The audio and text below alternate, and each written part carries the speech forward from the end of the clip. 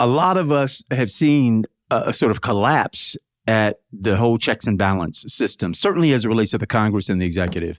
And given your familiarity with the courts and your life's work has required navigating through them, I'm just curious whether or not you feel like they're going to hold. Like, is anyone coming to save us?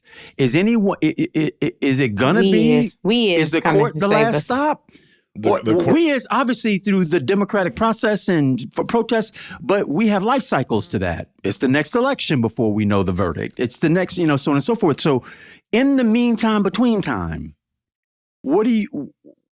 is it fair is it a failed hope for people to say this thing the courts may catch it? Yeah, no, the courts are not a stop sign. They're a turnstile.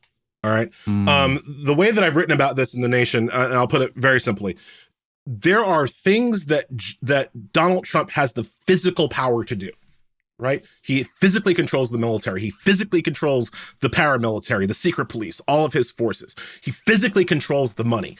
On issues where Donald Trump is in physical control, John Roberts will fold like a cheap chair. John Roberts does not want a confrontation with Donald Trump on the law because Roberts is pretty sure that Donald Trump will ignore a Supreme Court order and do what he wants anyway. And there's nothing that makes the Supreme Court look worse. There's nothing that makes it look more feckless than having a powerful executive ignore one of their orders. So John Roberts will try to avoid that one-on-one confrontation with Trump, courts versus the executive. And so when on issues where Trump has all of the power, Roberts is going to cave. Might wag his finger and be like, I don't like the process you used, right? He might bump it back, remand it, they'll call it, back to a lower court, basically to give Trump a second, third, fourth bite at the apple. That's exactly, by the way, what he did with the Muslim ban. If you remember, Trump lost the first two Muslim ban cases, but never forever. Because again, they don't retreat, they just reload. Roberts was like, try it again. And eventually Trump got it right and got his Muslim ban. That's how Roberts will deal with issues where Trump has all of the power. On issues where Trump doesn't have all of the power, where he can't do what he wants to do unless state and local officials follow his rules, Roberts and the Supreme Court might push back a little bit there, right? So I think about some of these lawsuits against sanctuary cities, against, New York State or whatever with congestion pricing, where Trump can't force Hochul to do what Trump wants her to do unless the Supreme Court agrees. If the Supreme Court sides with Hochul's going to stand, two fingers up and be like, "What? Come on, bro." And if Trump wants to stop that, she's going to have to put troops on the GW.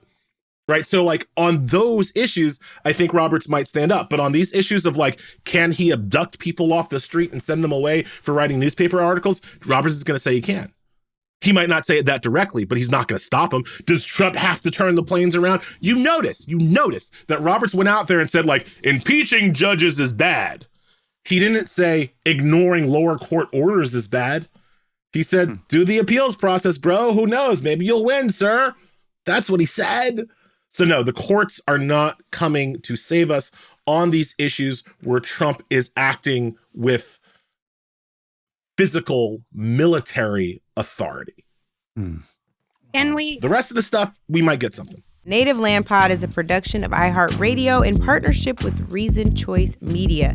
For more podcasts from iHeart Radio, visit the iHeart Radio app, Apple Podcasts, or wherever you listen to your favorite shows.